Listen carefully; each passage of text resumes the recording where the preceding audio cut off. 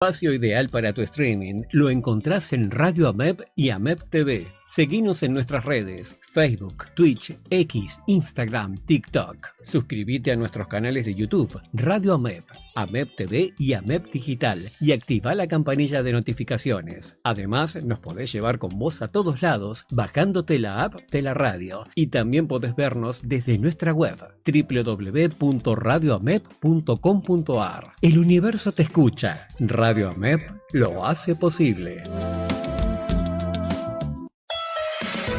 Si sos monotributista, podés acceder al Plan de Salud Solidaria y al Plan Preventivo de Salud de OSTBA.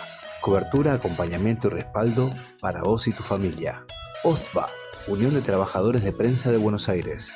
Comunicate a los teléfonos 5218 2835 al 39 o acércate a Perú 590, quinto piso, Cava. Esta es una información de Data Salud. A la tarde le falta el ingrediente especial para que la rutina semanal se transforme en un vaivén de información. Ahora me toca a mí. Recorré junto a Ricardo Andrés los hechos más importantes de cada época. Conocé los estrenos en cine y series. Aprendí a preparar los mejores tragos. Enamórate del momento romántico. Celebra el día D junto a la música de todos los tiempos. Y fíjate que siempre hay algo para aprender. Ahora me toca a mí. Martes, 15 horas, por Radio AMEP.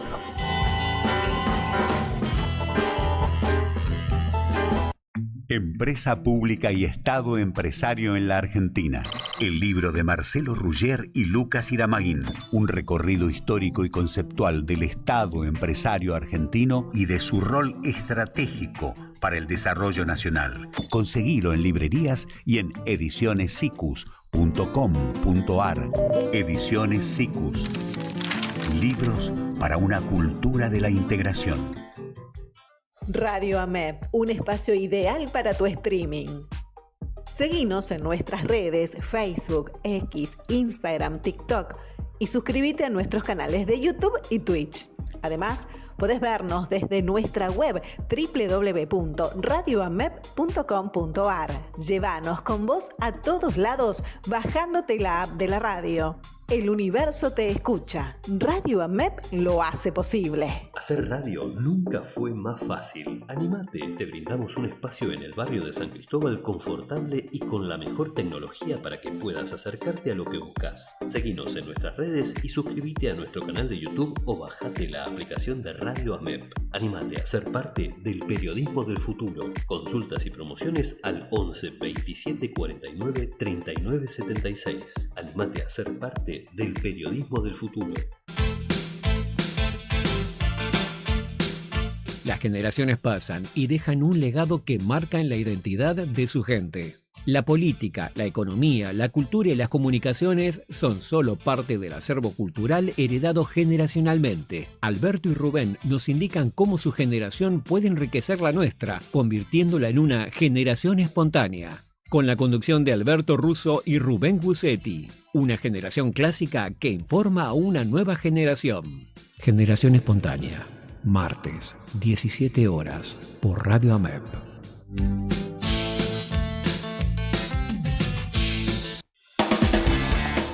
Economía y finanzas analizadas desde el punto de vista de la voz empresarial. Una hora para escuchar la opinión de las personas que están en el detrás de la escena de la creación de riquezas y del empleo pyme. Voces que se alzan para estar en el frente de la batalla económica del día a día en Argentina, en la dura realidad que corren en estos tiempos. Con la conducción de Pablo Chalú, La Voz Empresarial. No es un programa más de economía, es un documento imperdible. La Voz Empresarial, martes, 14 horas, por Radio AMEP.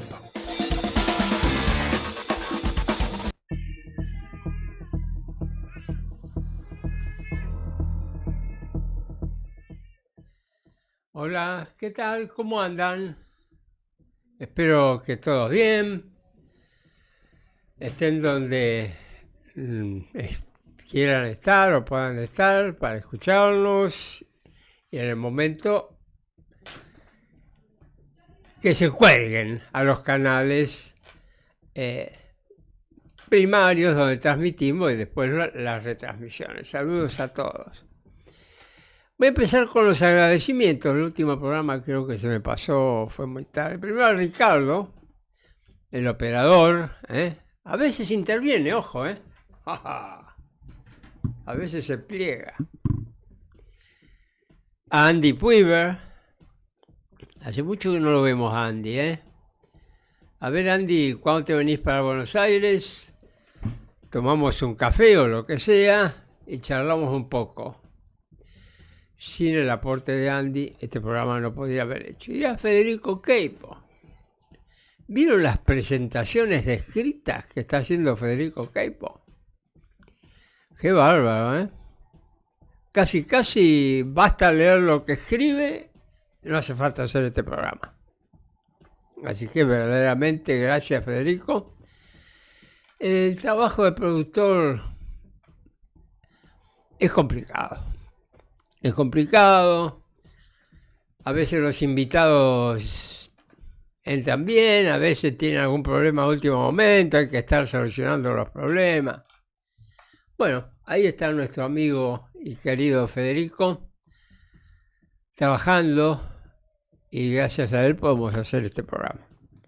Hoy tenemos un invitado muy interesante, Sergio Carboneto, hijo de un gran amigo mío, Daniel Carboneto, con el cual nos juntábamos a hablar muchas veces, largas tertulias.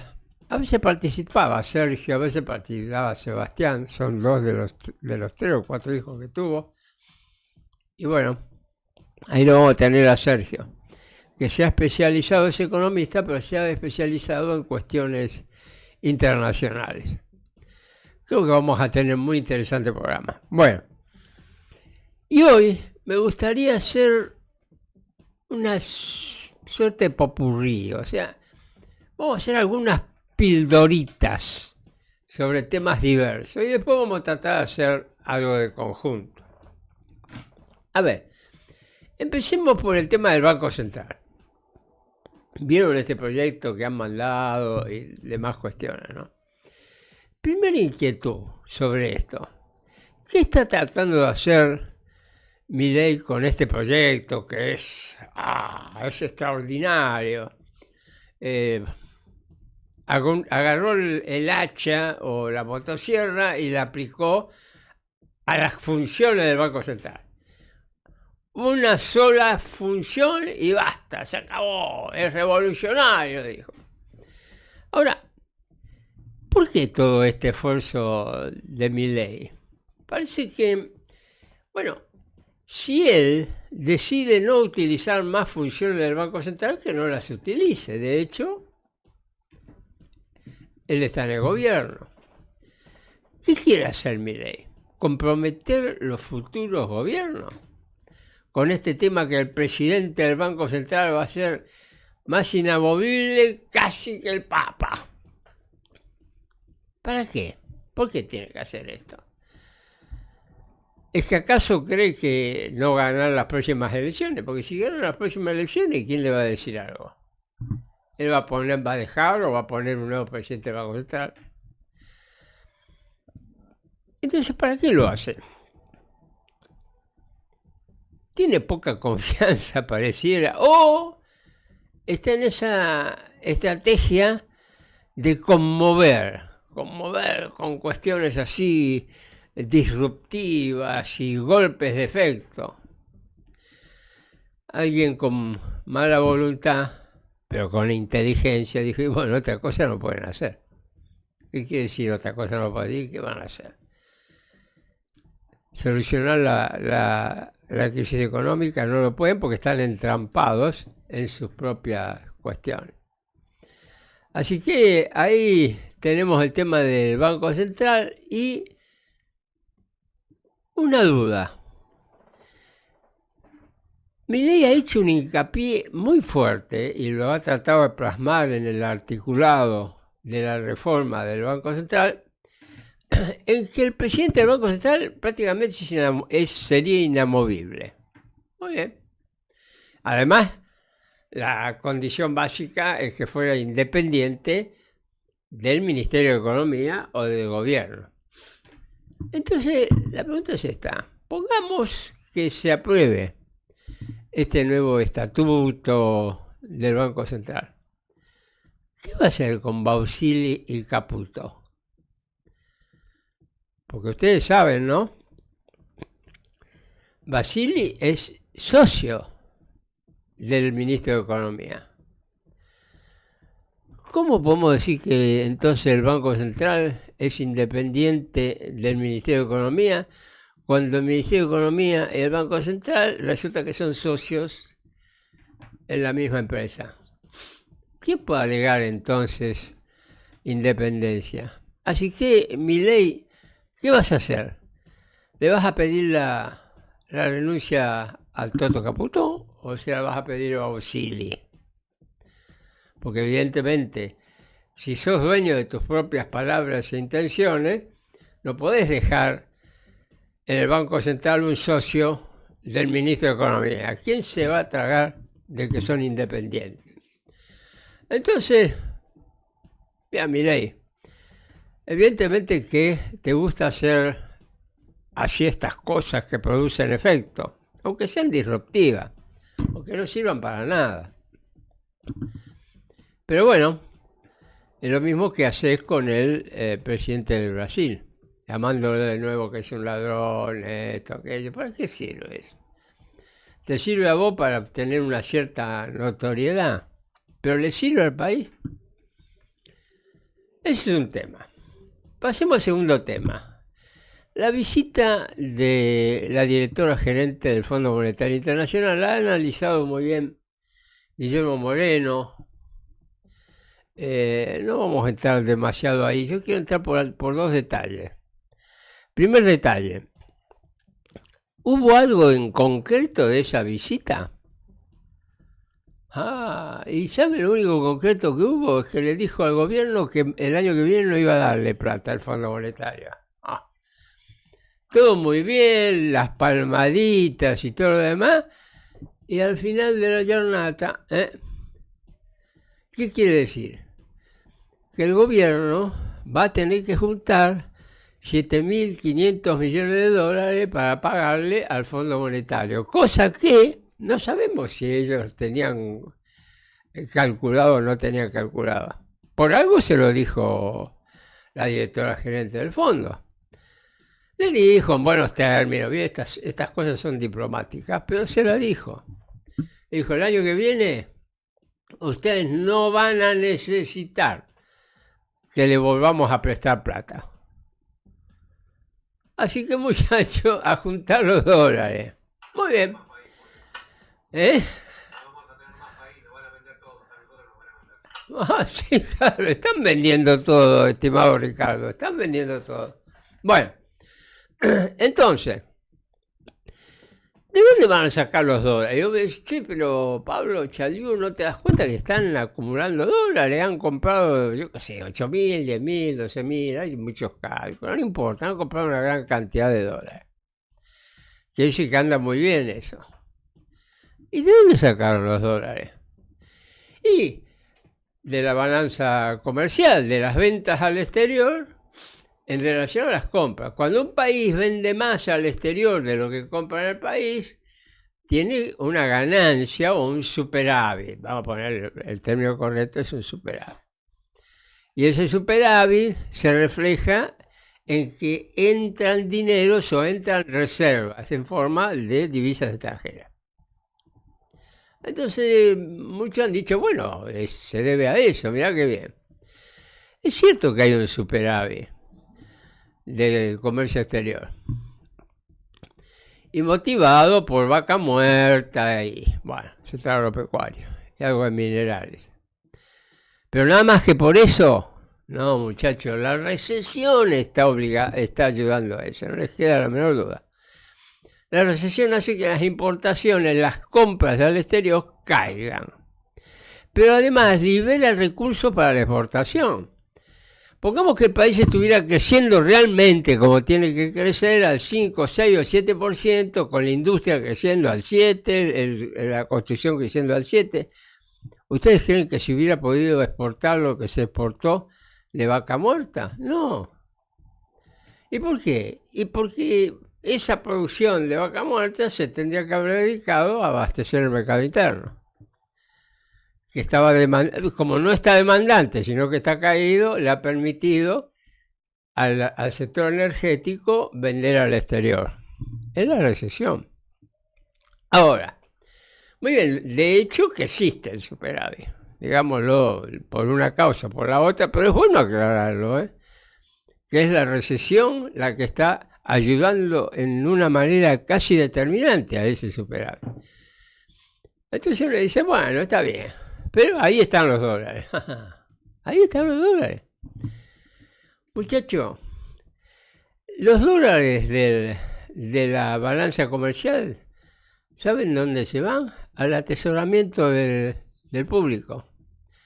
Las compras que hacen la gente, el público, el pueblo, de dólares, los que pueden, porque de ninguna manera somos todos, no, los que pueden comprar, esas compras son prácticamente 2.000 millones de dólares al mes, 24.000 millones al año.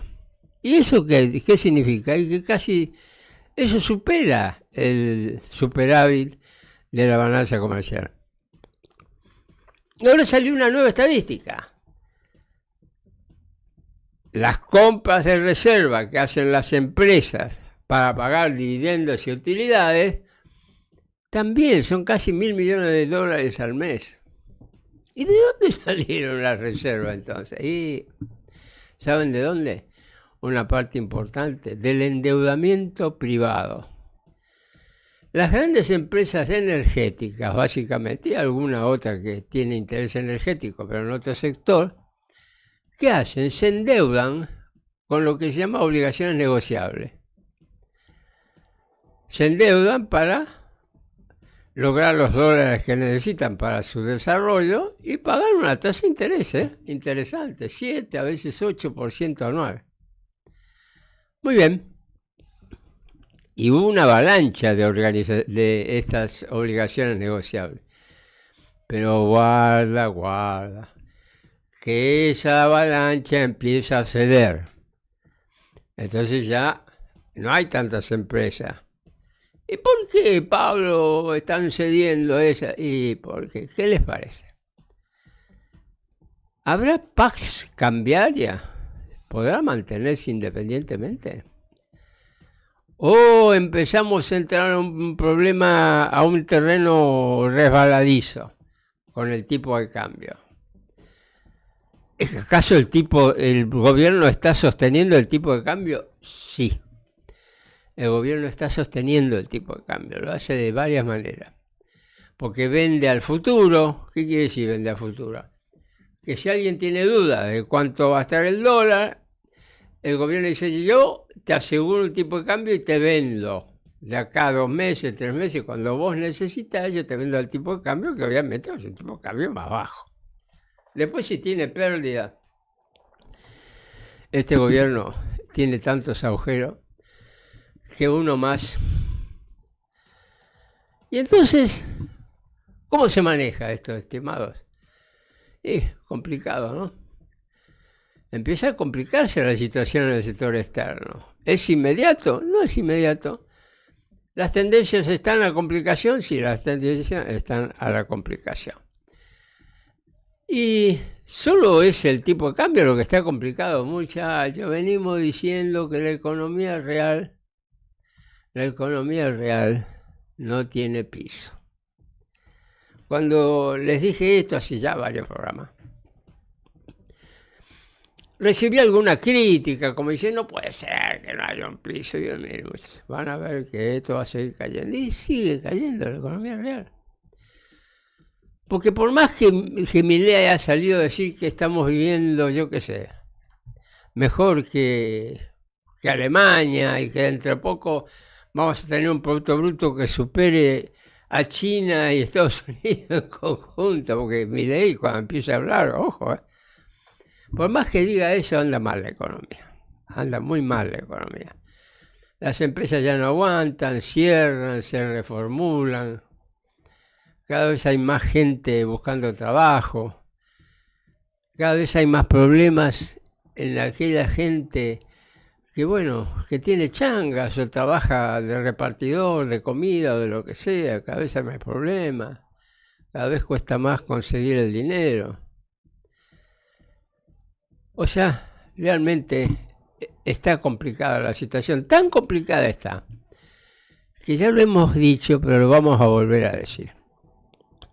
Que el problema ha llegado al propio gobierno. Ese gobierno ahora que está sometido a dos presiones muy importantes y las han reconocido. Porque la recesión termina bajando los ingresos fiscales. Porque el IVA y el impuesto al cheque y demás se genera por cuando hay actividad económica. Cuando no hay actividad económica, no se generan esos ingresos.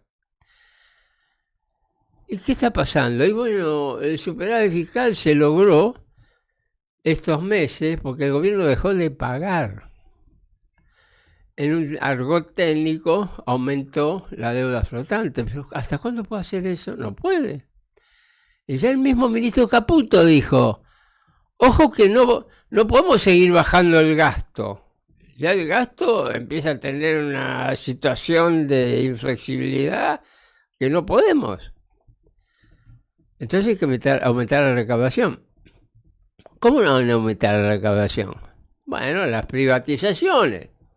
La venta, como bien ha dicho acá Ricardo. Vamos, Ricardo, todavía.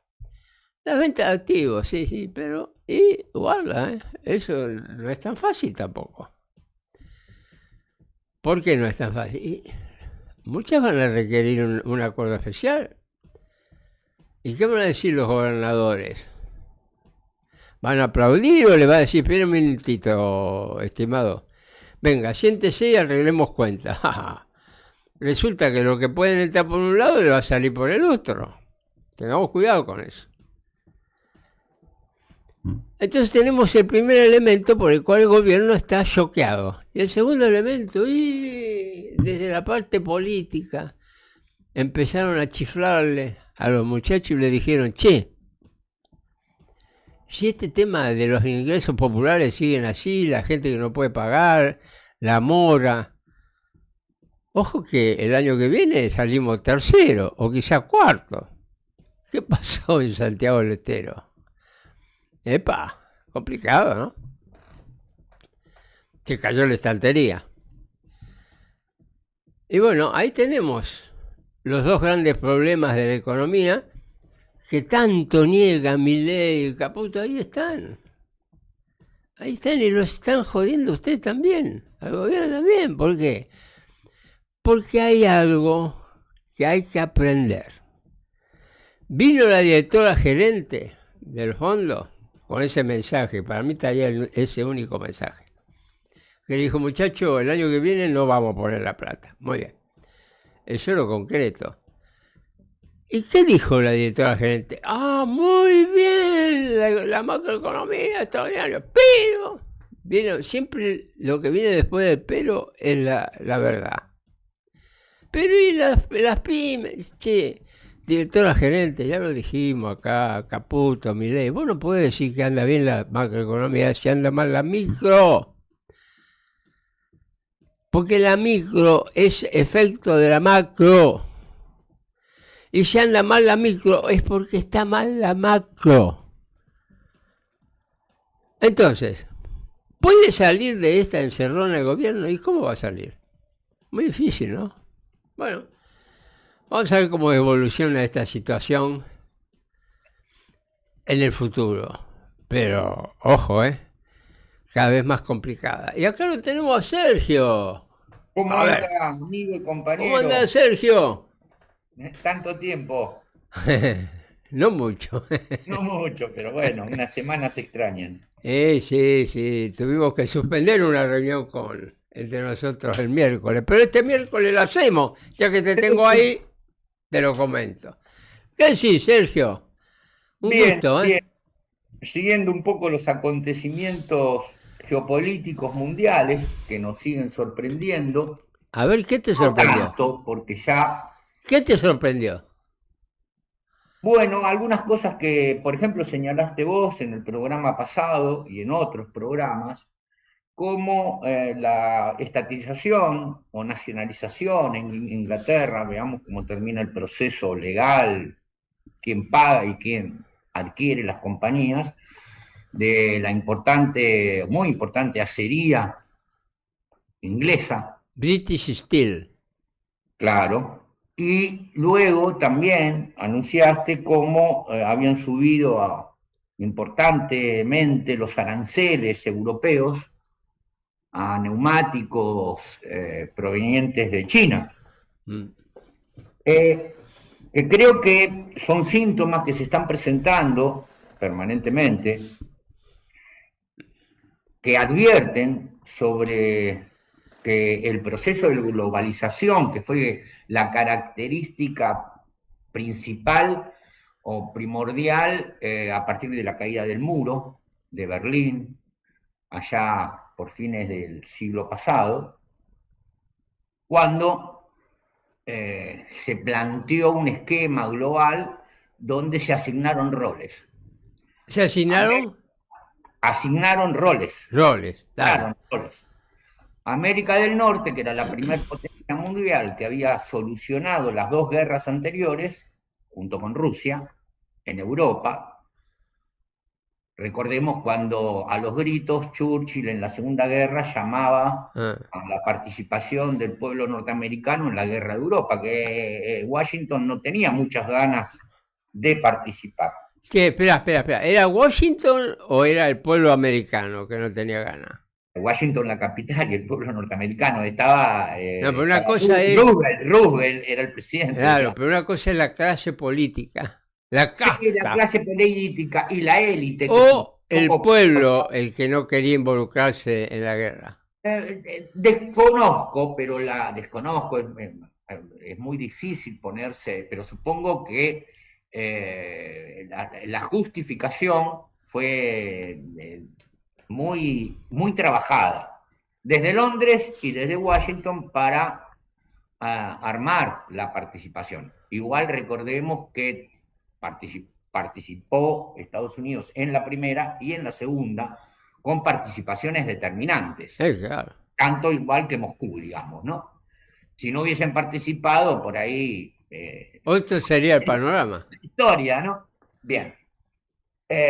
Pero después, y después también en la Guerra Fría, por supuesto, y luego la Guerra Fría, una vez derrotado Moscú, una vez derrotado la URSS, se armó el sistema globalista donde se asignó a la primer potencia mundial ya no un rol industrial, se le asignó un rol, si se quiere, en parte financiero, en parte de gendarme mundial, y que no valía la pena producir en Estados Unidos bienes manufactureros e industriales.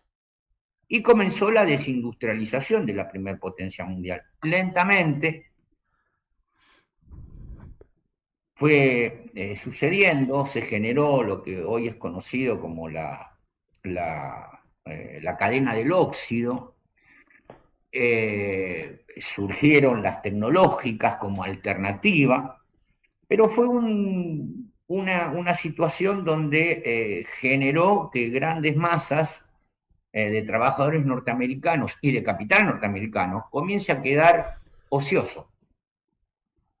En apariencia parecía que a principios del 2000 que la situación iba a seguir, pero empezaron a aparecer síntomas en el nuevo siglo de que ciertos sectores de la élite norteamericana, como de la élite de Moscú, que salía del comunismo, empezaban a pensar en... Ahora, espera un poco. Sí. China obviamente estaba absolutamente compenetrada con esto de la globalización, porque la globalización es la libertad del comercio exterior. Claro. Muy bien. Financia Londres y Ámsterdam, junto con Pekín, sí, son los financistas. Pero espera, porque voy a la pregunta. Pero Rusia nunca estuvo tan compenetrada como China, ¿o me equivoco? No. Rusia no solamente no estaba compenetrada, sino que el destino de Rusia hasta la asunción de Putin iba a ser la fragmentación territorial. Rusia es el primer territorio-nación, de Estado-nación mundial. El más importante y el más grande es la isla central del continente más grande del mundo, que es Asia, que incorpora, porque Europa es solo una península del continente asiático, ¿no? Y de ese continente Rusia ocupa el 80% del territorio. Lo demás es marginal. Europa es una península hacia el oeste y hacia el este China también, sobre el mar de la China. El principal territorio lo ocupaba Rusia. Por tanto, las ideas de Londres, que las expone Mackinder y muchos otros teóricos. ¿Quién es Londres, Mackinder? No te apures, flaco. ¿Quién es Mackinder? Un geógrafo londinense que seguramente trabajaba para el MI5 o el MI6, que sostenía que quien dominara el centro de ese continente más importante del globo, dominaría el mundo. En función a eso, desarrolló varias teorías que posteriormente y diversos analistas en geopolítica lo utilizan como una base teórica para el análisis de la política internacional. Estamos hablando del siglo XIX, Mackinder, ¿no? Más aproximadamente.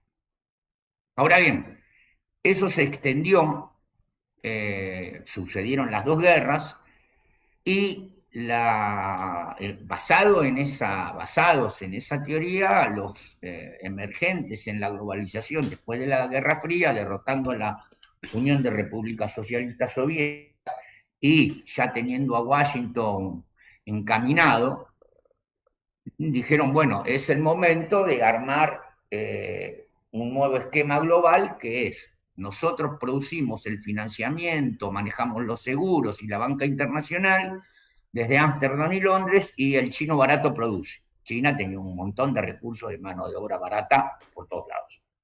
Lo comenzaron a implementar, hasta que a los chinos se les ocurrió, de tanto tener una balanza comercial cada vez más grande con Occidente, decir, bueno, ahora vamos a utilizar estos recursos y los vamos a invertir en las zonas de influencia. Llámese Sudamérica, llámese Europa y obviamente África. Y lo comenzaron a hacer, eso. Y Asia. Esa es la ruta de la seda. Claro, pero Asia también. En Asia también. Claro.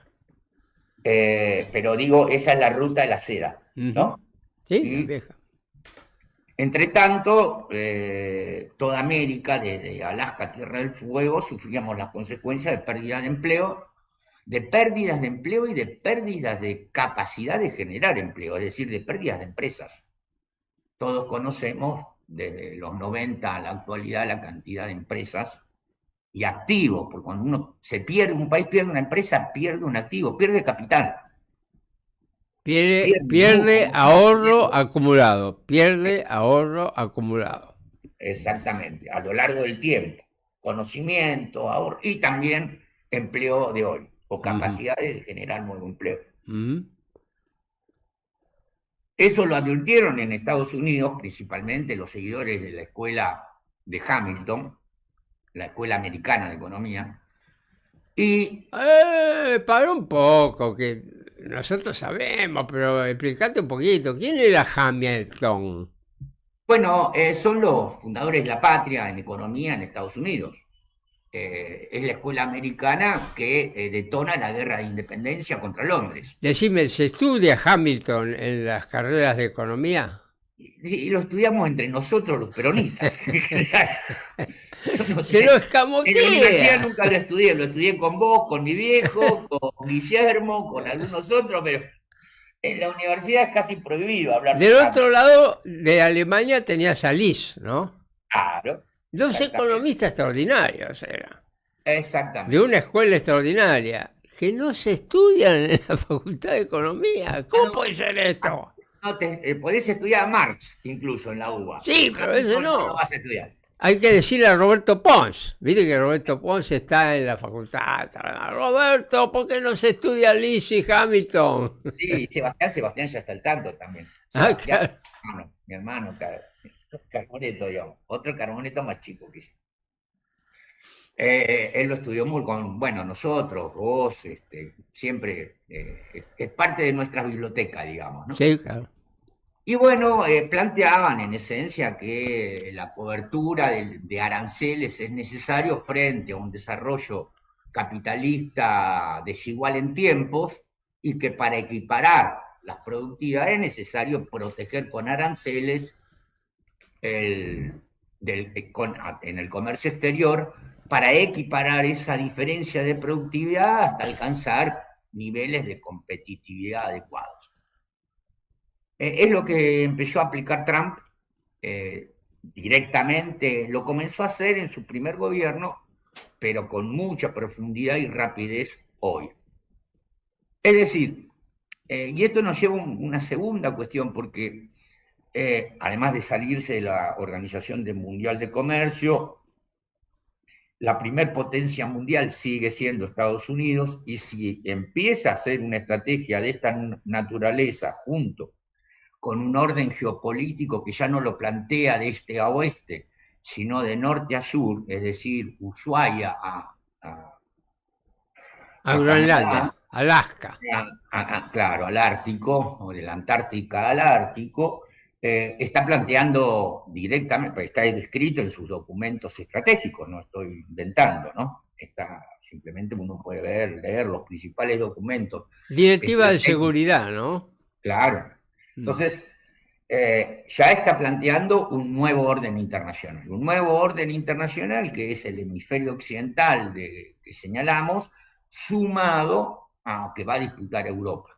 Y esa disputa en Europa es poner la medianera, como bien señala nuestro compañero Guillermo, entre Rusia y Europa, que es Ucrania. Esa guerra, a mi juicio, está totalmente resuelta. Tengan en cuenta que si uno sigue un poco ese conflicto, ve que Rusia prácticamente no ha bombardeado poblaciones civiles y que la lentitud a veces se interpreta mal en el avance de las tropas soviéticas, se deben más a un resguardo y una paciencia estratégica porque son la misma población. Es como que si Buenos Aires estuviese peleando con Córdoba, incluso en el idioma. Uno habla con un cordobés, tiene un acento distinto, pero todos nos reconocemos argentinos. Imagínense la desgracia que sería, que ya la hemos tenido, por ejemplo, con el pueblo paraguayo, por ejemplo, con el pueblo boliviano, que en la antigüedad nosotros tuvimos el primer presidente de Argentina fue boliviano, ¿no? Claro. Nació en La Paz, o en Cochabamba. Creo que era Rivadavia. Entonces, la desgracia que supone las guerras civiles y lo que está ocurriendo en esa medianera de Rusia con Europa es una guerra civil entre la población que antiguamente, durante muchos siglos, fue parte de Rusia. Es así que el actual presidente ruso señala que Nueva Rusia le llama, Nueva Rusia más. Moscú se fundó desde Kiev.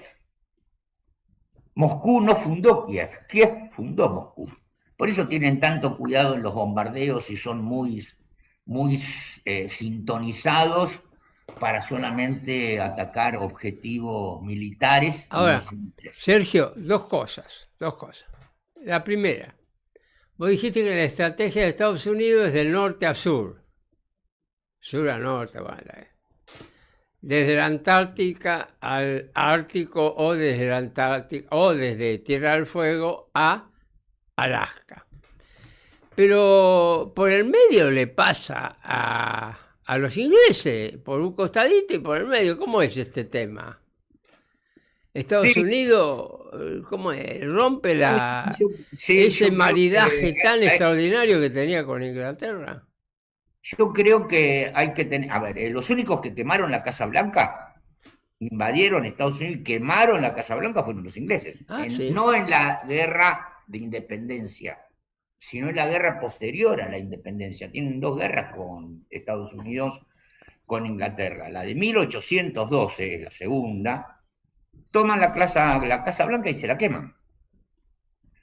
Segundo, tenemos tanto la Primera como la Segunda Guerra Mundial que fuerzan a la participación de Estados Unidos, que si bien asistía con capitales y con recursos e insumos a la isla para sus 2 guerras, no estaba tan precipitada a ingresar en ninguna de las 2, y casi ingresó obligadamente. Tanto que, por eso Roosevelt, después de la Segunda Guerra Mundial, inicia la descolonización y el fin de los imperios, es lo que le exige para seguir prestándole plata a Londres. Y parece que con la globalización, después de sacarse encima a la URSS, Londres ahora le pasó la factura desindustrializando a Estados Unidos. Cuando la élite norteamericana empezó a observar esta situación, disponiendo ya de petróleo e hidrocarburos en abundancia, con el nuevo esquema de fractura y utilizando sus recursos de hidrocarburos en piedra, fracturando la piedra, una metodología que tenía que ponerla, que conocía tecnológicamente, pero la tenía que poner en práctica y llevándola a costos competitivos. Lo lograron en el gobierno de Bush. Y entonces, en el primer gobierno de Trump, inician el proceso de la desglobalización. Se sumaron inmediatamente Putin y, por supuesto, el Papa Francisco. Cada uno con sus perspectivas. ¿Y por qué el Papa Francisco estaba en contra de la globalización? No, en contra, porque nos señaló que era la guerra por el trabajo. Advirtió que el trabajo se estaba generando en Oriente y ni en Sudamérica, ni en América. O sea, por las consecuencias, el mismo camino. Por las consecuencias sociales del modelo globalizador. Sin empleo, sin trabajo, las consecuencias sociales siempre son gravísimas. Claro, así es. Lo sufrimos y sufrió hasta Estados Unidos. Estamos en la Tercera Guerra Mundial por el trabajo. Nos lo dijo en el 2010, creo. Y este Papa ahora nos advierte sobre, León XIV ya nos está advirtiendo sobre la cuestión de inteligencia artificial. El mundo está cambiando rápidamente. La élite norteamericana lo advirtió, o al menos una parte, también hay otra, y no digo republicanos o demócratas, ni izquierda ni derecha, no. Hay una parte de la élite que son globalistas y hay otra que quiere revertir la situación. Ocurre lo mismo en Europa. Todos estos partidos que los medios de comunicación a veces llaman de ultraderecha, tenemos que ver si no son nacionalistas que lo que quieren es conservar el trabajo y sus empresas. Y una distribución del ingreso que le permita a sus empresas crecer adecuadamente. Esto está ocurriendo en Alemania, está ocurriendo en Francia, y se comunica mal. Yo lo que advierto es que la comunicación es pésima en el sentido de que usan categorías finiquitadas. ¿Qué es izquierda-derecha? En el auto depende de dónde mirás y cómo estés. Digo, si uno va en el volante, la derecha está ahora. Si uno es el que el auto va a pisar, la derecha y la izquierda es distinta, ¿no? Si uno está de frente al auto y el auto te va a atropellar, la izquierda y la derecha es distinta. Si estás en el volante, la cosa es distinta. Sí, claro. No son categorías felices, además son muy antiguas y no explican nada. Lo que sí explica, o puede servir como categorías para explicar lo que está sucediendo, es qué sectores de las sociedades, en las élites mundiales, están con un proceso de globalización y cuáles no. A mí me queda claro que la élite china del PC está en gran parte hoy muy contenta con el desenvolvimiento de su nación y de sus intereses en la globalización, porque han generado 600 millones de puestos de trabajo. Claro, vos sabés cómo se origina la expansión china en la globalización, ¿no? Porque tuvo que pasar primero porque la Organización Mundial del Comercio le diera o la definiera como economía de mercado a la economía china. Claro, claro. Acordate que acá también en Argentina hubo una discusión y bastante polémica en ese sentido. Así es. Si nos plegábamos a esa definición o no, la verdad, creo que fue un error. Pero, como vos bien decís, ahí está la voluntad de los globalizadores de encontrar un país como China que pudiera proveer artículos baratos al resto del mundo. Y, como bien dice Guillermo y los economistas, ojo que cada acción tiene un beneficio, pero mirá el otro lado, el costo, ¿no? Y el beneficio lo tomaron los países europeos, por ejemplo. Claro. Lo tomaron. Productos baratos. Ahora están recontra arrepentidos. ¿Y qué perdieron? Perdieron empresas, empleo. Y una parte de la sociedad norteamericana y de la élite norteamericana también, hasta que se dieron cuenta. No, claro. Se dieron cuenta. Los seguidores que dijimos de Hamilton se dieron cuenta que no es el modelo americano excluir y excluir y excluir trabajadores de sus fuentes productivas, y menos aún es el modelo norteamericano destruir empresas. Al contrario, siempre fue, desde su independencia, generar empleo y generar posibilidades de nuevas empresas. Ese fue el modelo americano, norteamericano, que muchos quisimos desde Sudamérica copiar, interpretar, adecuar. Y hoy está de vuelta. Hoy, a través de Trump y del movimiento que está generando en Estados Unidos, está de vuelta a partir de la imposición de aranceles y la salida de Estados Unidos, o limitación de su participación en la Organización Mundial de Comercio. Es decir, estamos en un escenario donde, para resumir, la globalización está en retroceso, o los globalistas están en retroceso, y un nuevo orden internacional se está pergeñando. En la historia son procesos largos, no es el corto plazo económico. En economía sería algo como de mediano o largo plazo, pero esos dos procesos, ese proceso que se está dando, por supuesto, genera dolores de parto. En algunos momentos, cuando en el auge de la revolución industrial, cuando el Papa León XIII, el León XIII es el de no León XIV. León XIV se pone el nombre por León XIII, que es el Papa de fines del siglo XIX, que advierte sobre los efectos de la primera revolución industrial. En la encíclica Rerum Novarum. Esa es la encíclica. Gracias, Pablo. Yo no me acordaba el nombre, me decía en latín. Y ahí advierte sobre las consecuencias. Advirtió sobre las consecuencias y después vinieron 2 guerras mundiales. Dos, no una. Y después la Guerra Fría. Y finalmente la globalización. Llevó un siglo todo eso. Entonces, esto es un poco lo que nos está diciendo este Papa cuando también nos advierte sobre la inteligencia artificial. Está levantando la mano y dice, hey, tengan cuidado. Cuando Roma levanta la mano, que tiene 2000 años de historia y de conocimientos, por algo lo hace. Y vos decís que se está generando un nuevo sistema económico, un nuevo sistema político-económico a nivel mundial. Un nuevo sistema político-económico que nos está diciendo que los pueblos tienen que trabajar, generar sus propias empresas, generar sus propios recursos, y que el destino de la humanidad es el trabajo. No que trabajen otros, sean chinos o sean de cualquier lugar, y se tiene que buscar cada pueblo, según sus recursos, su ubicación en el planeta. ¿Te acuerdas cuando el Papa Francisco decía que somos un globo, pero somos un poliedro?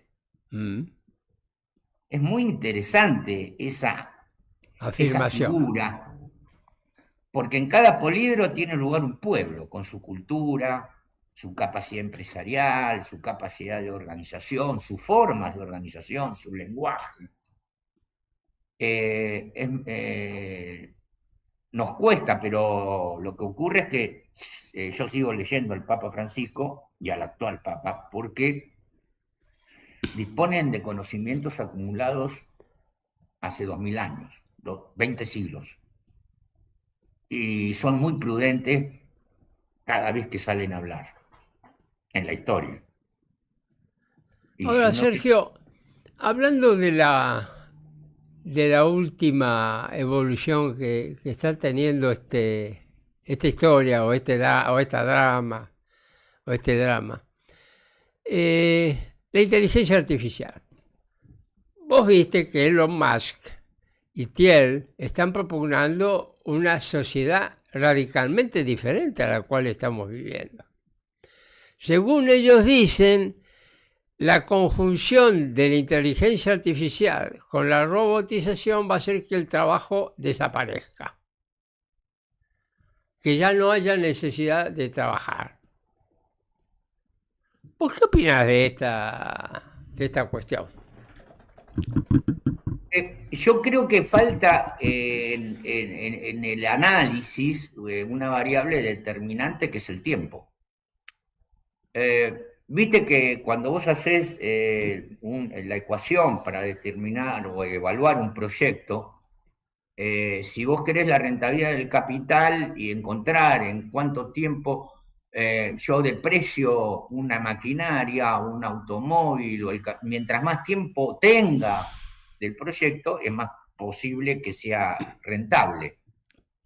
Cuando se acota el tiempo es más difícil, porque la tasa lograda tiene que ser más elevada para lograr rentabilidad en el proyecto. Entonces, ¿qué es lo que veo? Que están errando mucho en el tiempo. No discuto que el avance tecnológico, como siempre ha sido, pueda ir incrementándose y aumentar la productividad humana. Entre tanto, en la humanidad surgirán nuevos empleos. Hoy existen empleos que hace 20 años no existían y hace 40 años nadie se los imaginaba. Lo que estás diciendo es brillante, bárbaro. Lamentablemente no me estás respondiendo a mí la pregunta. ¿Vos creés que es factible una sociedad sin trabajo humano? No. En todo caso, ¿te acordás el economista que señalaba el capitalismo destruye y crea? Sí, Schumpeter. Bueno, en todo caso se destruirán las nuevas tecnologías, dejan de lado ciertos trabajos y se van a crear otros nuevos. Serán más, en la última etapa, incluso en la globalización, se crearon múltiples empleos vinculados a los servicios. No estoy diciendo que se transforme, el problema es que las sociedades tienen que decir, ¿dónde creo empleos? En una persona que diseña barcos y tiene la capacidad para diseñar barcos, la inteligencia artificial puede ayudar, pero empleos calificados o entrega mercadería en la calle arriesgando su capital y su integridad física. Ese es un poco el problema. La tecnología tiene un doble sentido. Ese es un tema que tenemos que, sobre todo los que de alguna manera sostenemos la doctrina peronista, es un tema que tenemos que poner sobre la mesa con mucha claridad. ¿Por qué? Porque una sociedad sin trabajo, políticamente, ¿a quién afecta? ¿Quiénes sostenemos que el trabajo es el fundamento de la sociedad? Los peronistas, ¿o no? No, por supuesto, claro. Es el centro. Ahora, ahí aparecen dos tipos que por el costado y disimulo dicen, no, ¿qué trabajo? Si vamos a una sociedad sin trabajo. Hay que ponerlo sobre la mesa. Yo te voy a decir algo que vos lo dijiste con mucha prudencia, elegancia, pero se me acabó la paciencia en muchas cosas. Decir que puede existir una sociedad que viva sin trabajar es un disparate magno. No existe ninguna posibilidad de eso. Es como cuando te dicen los físicos, en el infinito las paralelas se juntan. Sí, en el infinito, yo qué sé. Claro. Pero ¿sabés qué pasa, estimado Sergio? Es un absurdo total. Hoy lo que se está destruyendo en la Argentina, por no entender el modelo que se propone desde Washington, el nuevo modelo que se está proponiendo, que es el que se aplicó y el que charlábamos con vos por allá por el año 99. Claro. De proteger el mercado interno, de tener un tipo de cambio competitivo, de fortalecer las empresas y el capital privado. Todo esto lo hemos conversado hace 20 y pico de años. Se implementó en la Argentina y tuvo grandes éxitos a nivel de empleo, de reproducción del capital, incluso del saneamiento. Pero vuelven ahora, pero ¿sabes qué pasa? Mirá, lo hace Sergio, Estados Unidos ahora. Mira, te digo algo. ¿Sabés por qué hay que decir esto con toda la firmeza? Porque hay compañeros que empiezan a comprar el tema ese que con la inteligencia artificial y la robotización, entonces ya no hace falta trabajar, viviremos todo. ¿Qué disparate es eso? Es un disparate, pues están transformando los ceros y unos, la programación en ceros y unos, porque son ceros y unos, es un lenguaje binario. Sí, sí. Es un lenguaje binario que hace trabajar la energía para resolver cosas que a nosotros nos cuestan tiempo. Y por supuesto que avanzados. Pero el punto es que ellos dicen, si yo uno la inteligencia artificial con la robotización, ya ¿para qué me hace falta trabajo? Entonces, mira, el otro día tuve una charla con este tema. Y le decía, che, escuchame una cosa. ¿Quién va a fabricar los robots? ¿Quién va a fabricar los robots? ¿Otros robots? Ah, muy bien.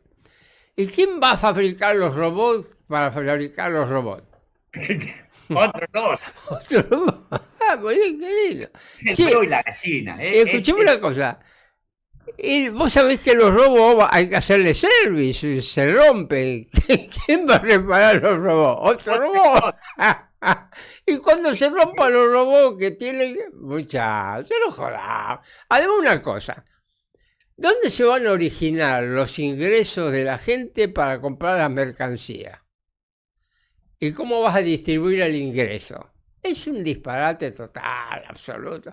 Pero hay que decírselo a nuestros compañeros, estimado. Yo creo que por eso pongo el tiempo, porque digo, en el larguísimo plazo, si tomamos a Asimov, un gran... sí, escritor de ciencia ficción. Claro, planteaba justamente esta discusión y hablaba del siglo XXIV, el siglo XXV, estamos en el XXI, ¿no? Pero ni eso, es imposible. Cuando vos analizás lógicamente... Pero es interesante como ciencia ficción, Pablo. No, un minutito, porque ellos quieren incidir sobre la política.